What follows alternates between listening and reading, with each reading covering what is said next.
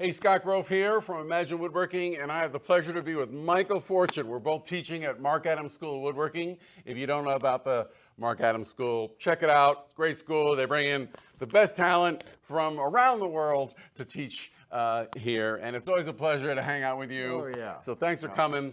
And as usual, I always like to get the backstory. If you don't know about Michael Fortune, go to michaelfortune.com. You can see his work. Personally, I do think he's probably one of the best furniture designers in the world, and I really mean that sincerely, if not also one of the best teachers. So with that said, what I would like to do is talk about your background, like where you got that. So where were you born?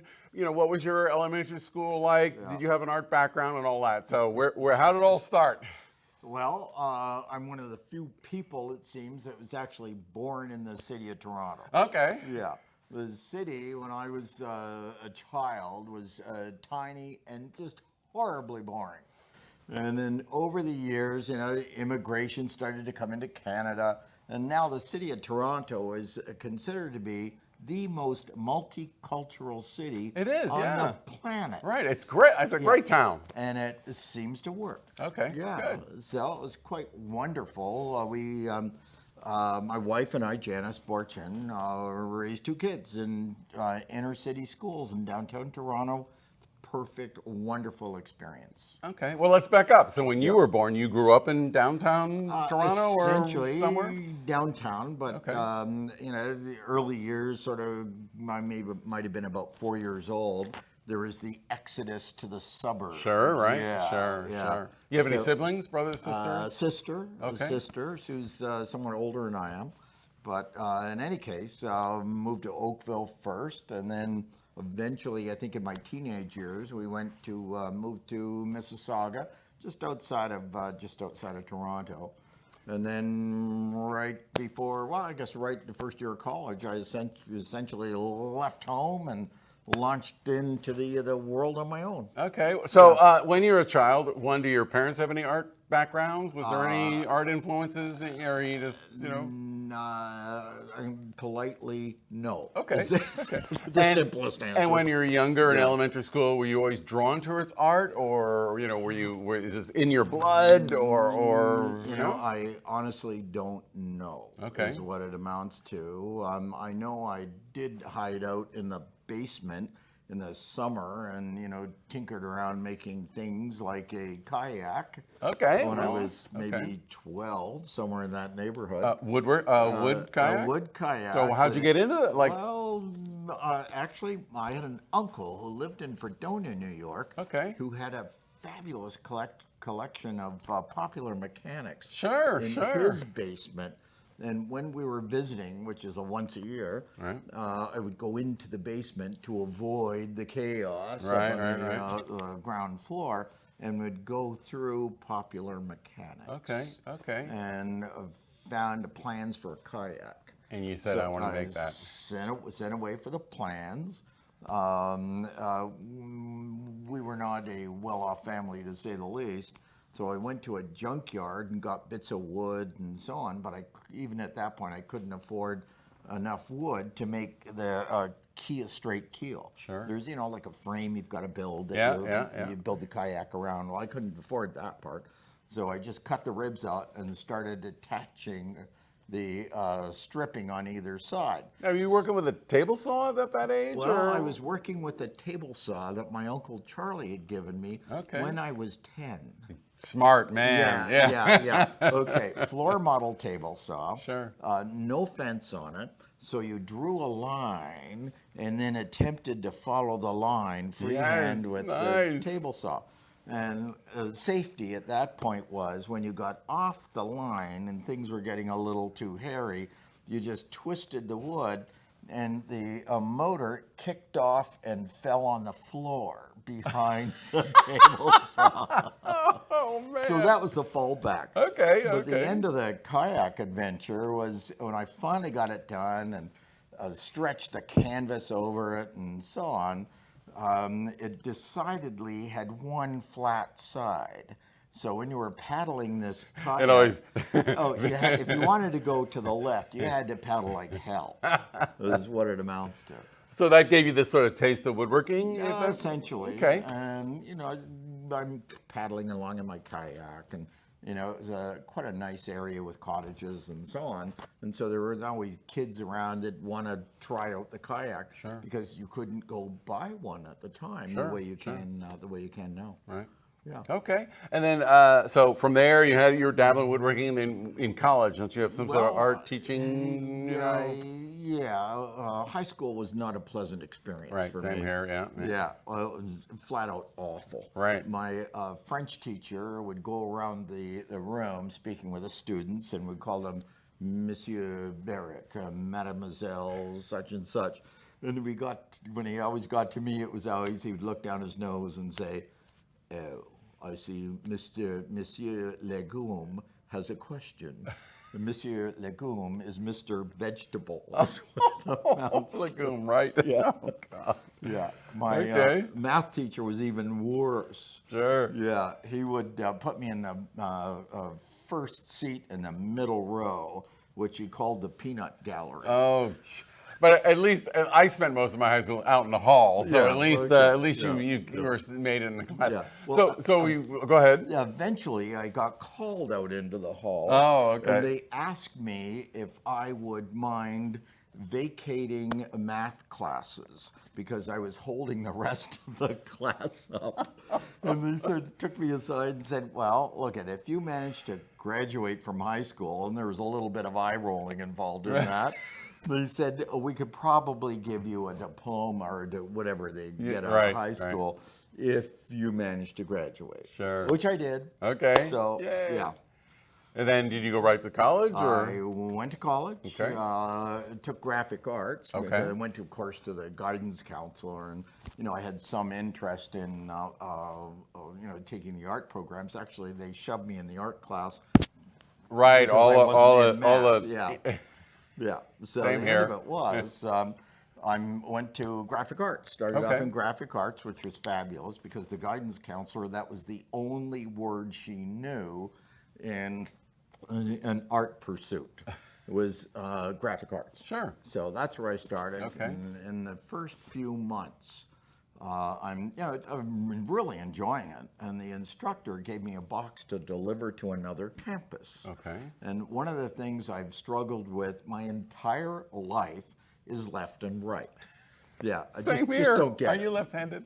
I'm Ambidextrous. I'm right-handed. Yeah. Okay. I'm left-handed, but I can never figure it out too. I'm left-handed and dyslexic, so I don't ever know which way I'm going. Yeah. So I get this box. I put it in the passenger seat of the car, and off I go.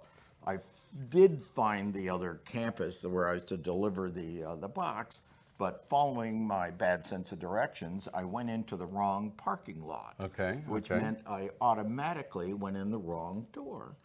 And opened the door, and there is this brand new facility that had just been funded. Open the door, and it's a Wonderland design studio. Sure. And there's a guy standing there, and it was a fellow, Don McKinley, who had been brought to Canada from Rochester, New York. I own a bunch of his clamps, actually. Yeah. Yeah. All right. So I said, "Wow, what do you do here?" He said, "Well, come on in. I'll give you a tour." 2 hours later, he had me trapped in the corner. And Sign here? Well, it was, I was indoctrinated into the wonders of furniture design as a career choice. Sure. So I went back to the first campus. I have no idea what happened to the box. Right. Because I took it back with me. And it was switch programs into furniture design, and that's what I've been doing Is this ever the since. Sheridan? Because Yeah. I taught the Sheridan. That's Yeah, where. yeah. Okay. And away you went. And away I went. Now, the instructors we had at the time were some pretty interesting individuals. They were really involved in their own careers, working with different companies and so on. And I just was totally fascinated by the the whole nature of that as a career choice. Okay. Yeah. Because it's interesting, the fact you said graphic design. I almost, in some of your furniture designs, I kind of see a graphics, a sensibility to it. Yeah. So yeah, interesting. A little cool, Okay. Yeah. And then when you got out of college, did you kind of like, this is what I want to do, or did you flip Well, burgers in the interim, or what? You know? I never. This is the only thing I've ever done. Same here. So I Yep. graduated and was very fortunate to have gotten a Canada design scholarship to travel in Europe for a year. Oh, great! So Wow. off I went to Europe. I'd never been in a plane Sure, at that point. sure. So I'm in Europe. I managed to make appointments and so on by mail because Right. there's no internet Sure, back in that sure. time, to say the least. And just went to every design collection, every museum, anything Yeah. that was cultural, through Germany up into Scandinavia, into Finland. Oh, they got And great design one up of there. the things I was able to arrange was a short internship with a British furniture designer, Alan Peters. Okay. And I only knew him as a furniture designer. Mm-hmm. And when I got there, I discovered that he was not only designing furniture, but he was making it himself. Mm-hmm. And during that period, you know, it's one of those times in your life when, you know, sort of the light The goes light bulb on, goes the off, sun yeah. shines down, the clouds part, and there's music all around. Sure, And I went, sure. wow. Right. So I'm back in Toronto. I am working in industrial design offices Mm-hmm. and watching what the senior designers are going through, and it was hell. Sure. They would develop fabulous programs that, you know, were compromised in some manner. And you know, then I thought back to the experience I had with Alan, where he was in control of everything. Right. What he was doing, who he was working for, where he was living, and how he was working. Sure. And I thought, you know, that looked pretty good. Right.